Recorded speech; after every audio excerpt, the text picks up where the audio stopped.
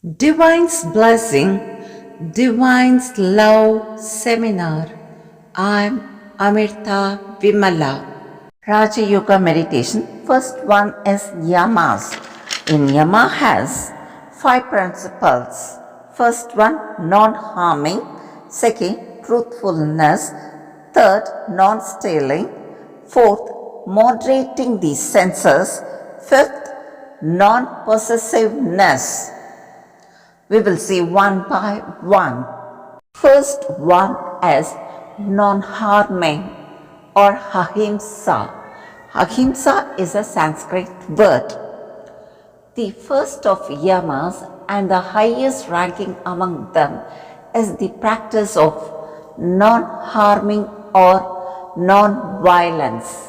This is the key the saints or monks tell us to maintain both harmonious relationships in the world and a tranquil inner life. That is, tranquil means inner peace of life.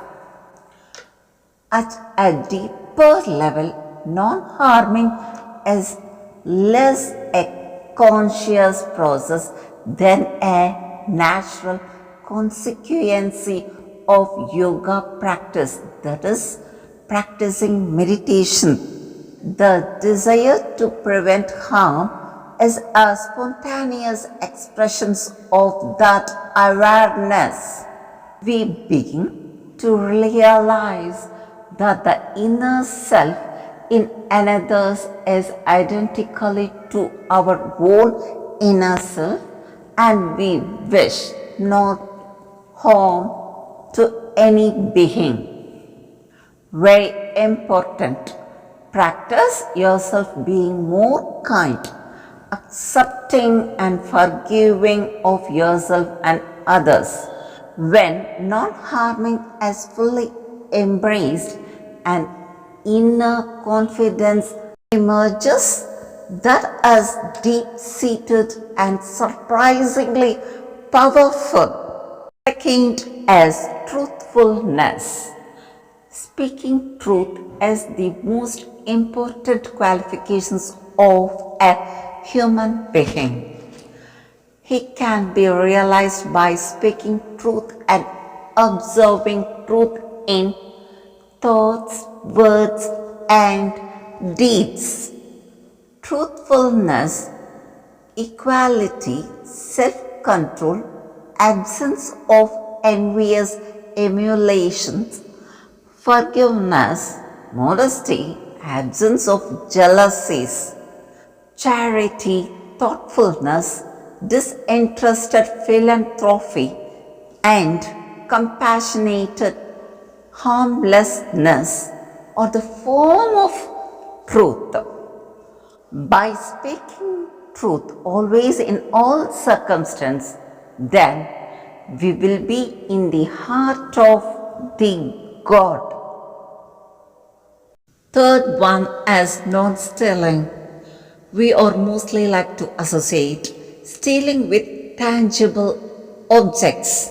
That is, tangible means something real, definite, and capable of being physical touch. But intangible means unable to touch or difficult to grasp mentally, such as informations and emotional favor are more likely to be the objects of stolen in our world. Next is the urge to steal arises from the essence of unhappiness, incompleteness, and envy.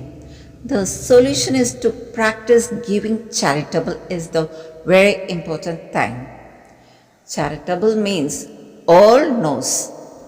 Giving food to others, giving money. Very, very important is giving time to depressed people is the biggest charity in the world. Since wealth is ultimately a state of mind, you will feel increasingly wealthy, and through selfless giving, your sense of inner wealth may bring you outer wealth. Very, very important in non-stealing. The practice of non-possessiveness helps us to examine our assumptions and guide us back to healthy relationship with others.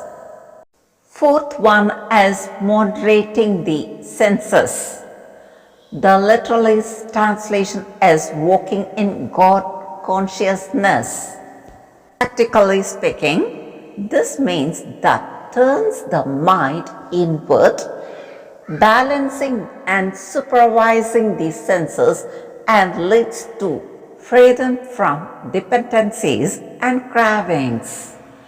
The saints and monks tell us that when the mind is freed from dominations by the senses, sensual pleasures, or replaced by inner joy, very important is making wise choices about the books and magazines you read, the movie you see, and the company you keep will help you conserve energy and keep your mind focused and dynamic. Being moderate in all sensual activities so that you don't dwell on them. And very, very important is staying committed and faithful to one partner in a relationship that is a mutual supportive. That is the part of moderating the senses. Fifth is non-possessiveness. Non-possessiveness helps us achieve a balanced relationship with the things that we each call mine. Monk's maxim says, all the things of the world are yours to use, but not to own. That is the essence of non-possessiveness.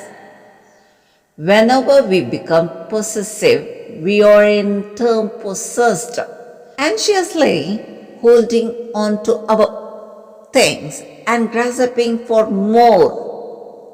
But when we make good uses of possessiveness that come to us and enjoy them without becoming emotionally dependent on them, then they neither build power over us nor lead to false identity and expectations.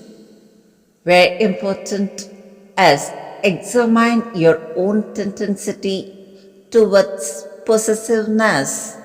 Do you take better care of an object in your possession than one belonging to someone else?